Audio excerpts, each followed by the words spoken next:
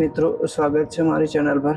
અને આજે આપણે OMS એટલે કે આઉટેજ મેનેજમેન્ટ સિસ્ટમની અંદર જે નવી અપડેટ આવેલી છે તેના વિશે આપણે માહિતી આપીશ. તો સૌથી પહેલાં તો આપણે એન્ટર યુઝર નેમ અને એન્ટર પાસવર્ડ અહીંયા લખેલું છે ત્યાં એન્ટર યુઝર નેમ અને પાસવર્ડ આપીને લોગિન કરી દેવાનું છે. લોગિન થયા બાદ કંઈક આવી રીતના ઇન્ટરફેસ આપણને જોવા મળશે.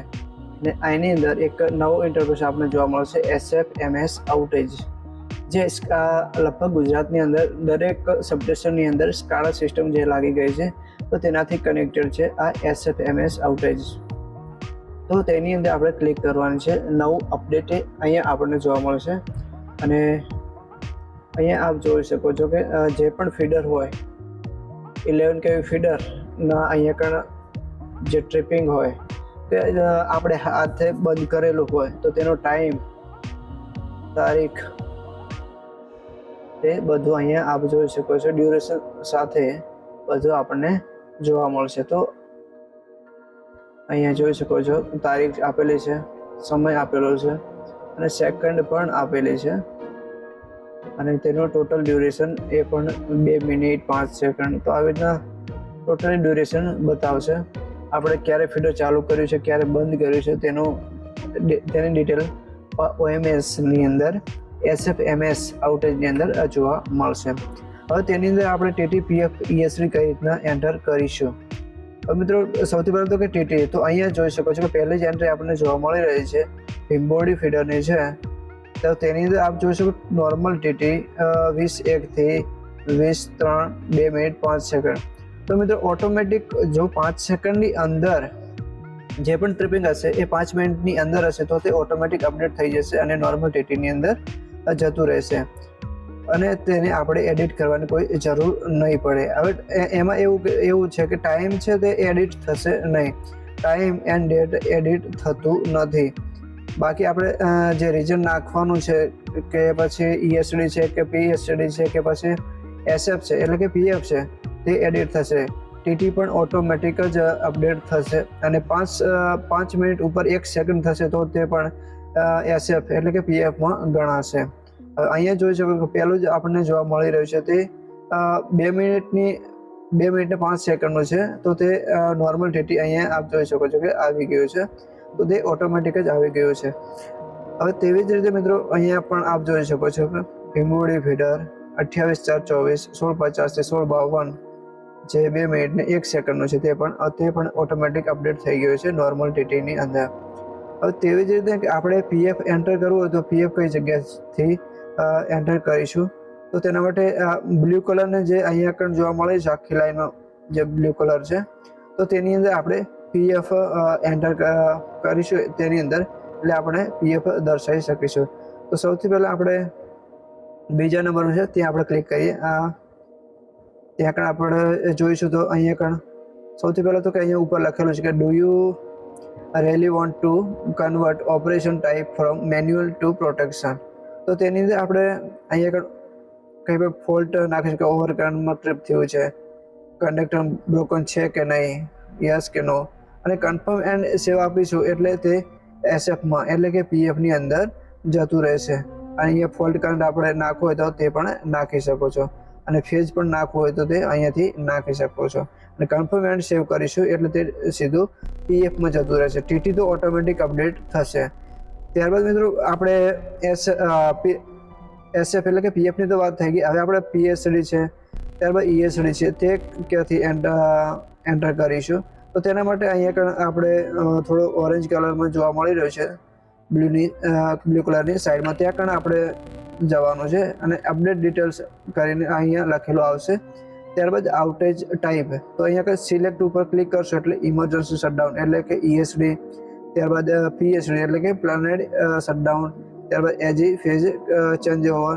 તો આવી રીતે 3 ઓપ્શન જોવા મળશે. હવે ESD હોય એટલે કે ઇમરજન્સી શટડાઉન, તો તેના પર ક્લિક કરવાનું. ત્યારબાદ રીજન હોય જે પણ તે નાખી દેવાનું. ધારો કે અહીંયા આપણે નાખી દઈએ કે જમ્પર બ્રન્ટ, તો અહીંયા આવી જશે જમ્પર બ્રન્ટ. ત્યારબાદ શટડાઉન ટેકન બાય એટલે કે ડિસ્કોમ એમ્પ્લોય છે. ત્યારબાદ ડિસ્કોમ એમ્પ્લોયનો નંબર ધારો કે અહીંયા આપણે નાખી દીધો. ત્યારબાદ અહીંયા કણ એલસી ટેકન કે યસ, એલસી નંબર અહીંયા કણ નાખી દીધો. ત્યારબાદ ડિસ્કોમ એમ્પ્લોયનું ફરીથી એક નંબર નાખી દેવાનો. ત્યારબાદ આપણે સબમિટ અહીંયા જોઈ શકો છો કે સબમિટ જે બતાવે છે તે સબમિટ કરીશું એટલે તે ESDમાં જતું રહેશે, એટલે કે એડિટ થઈ જશે. પરંતુ આપ જોઈ શકો છો ક્યાંય પણ ટાઈમ એડિટ થશે નહીં, ટાઈમ એન્ડ ડેટ ક્યાંય પણ એડિટનું ઓપ્શન આવતું નથી. ત્યારબાદ તેવી જ રીતે અહીંયા ઇમરજન્સી શટડાઉન એટલે કે ESD છે તેની જગ્યાએ પ્લેનેટ શટડાઉન નાખીશું તો અહીંયા કે પ્લેનેટ શટડાઉન આવી જશે. અને રીઝન કે ધારો કે SS શટડાઉન હતું, ત્યારબાદ LC નંબર આવશે, તેવી જ રીતે ડિસ્કોમ એમ્પ્લોય નંબર આવશે. અને ત્યારબાદ અહીંયા કે સબમિટ કરીશું એટલે તે પણ અપડેટ થઈ જશે. તો મિત્રો આવી રીતના SF છે. ત્યારબાદ TT તો ઓટોમેટિક જ અપડેટ થાય છે. 5 મિનિટની અંદર ફીડર જો ચાલુ કરશો તો તે TTની અંદર જતું રહેશે. અને 5 મિનિટ ઉપર 1 સેકન્ડ પણ થશે તો તે SFની અંદર એટલે કે PFની અંદર જશે. પરંતુ મિત્રો થોડી OMSમાં પણ ખામી છે SFMSની અંદર કે SF ધારો કે ટ્રિપિંગ કર્યું, અહીંયા આપણે એક સમજાવવાની કોશિશ કરીશ કે 20 વાગે ફીડર ચાલુ કરવાનું હતું અને 20 વાગે જ બંધ થયું કારણ કે જમ્પર ગયેલું હતું. તો તેના માટે 5 મિનિટ TT આવશે. ત્યારબાદ 20:05 થી જે PF થશે, 9 વાગે 21 વાગે ESD આવશે અને 9:30 એટલે કે 21:30 ESD પૂરી થશે. તો બધું એકની અંદર જ આવી જશે. એવું નહીં થાય ત્યાં કે TT, SF કે ESD તે ત્રણેય અલગ થશે. તે સીધું 20 વાગ્યાથી કરી અને 21:30 વાગ્યા સુધી 1.5 કલાકનું ESDમાં જ સીધું જશે. એટલે થોડી ખામી તે સિસ્ટમની પણ છે તો ખરી જ, કારણ કે બધું એકમાં જ આવી જશે. કારણ કે ત્યાં TT પણ અલગ નહીં થાય, SF પણ અલગ નહીં થાય કે પછી ESD પણ અલગ નહીં થાય. તો તેનું પણ થોડુંક આગળથી કદાચ અપડેટ થશે, કારણ કે 3 ભેગું ત્યાં દર્શાવવાનું આપણે થશે, તે આપણે સીધું ESDમાં જ દર્શાવશું. તો મિત્રો આવી રીતના તેની અપડેટ આપણને જોવા મળી રહી છે અને તે લગભગ બધા સબસ્ટેશનોમાં આ સિસ્ટમ SFMS લાગી ગઈ છે.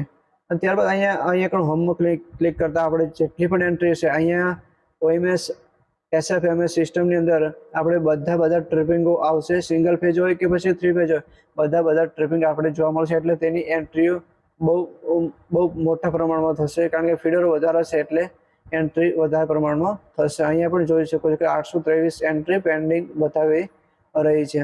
કારણ કે સિંગલ ફેજ 10 ફીડરો હોય તો તેની એન્ટ્રી ખૂબ જ થશે. સિંગલ ફેજ કે 3 ફેજ, કારણ કે 8 કલાક પાવર આપવાનો થતો હોય, ત્યારબાદ સિંગલ ફેજમાં બંધ થતું હોય તો ઘણા પ્રમાણમાં એન્ટ્રી તેની થશે. તો મિત્રો આવી રીતના OMS એટલે કે આઉટેજ મેનેજમેન્ટ સિસ્ટમની અંદર નવી અપડેટ હતી. અને હજી નવી પણ કોઈ અપડેટ બીજી કોઈ આવશે તો આપણે વિડીયો મારફત જણાવી દઈશ.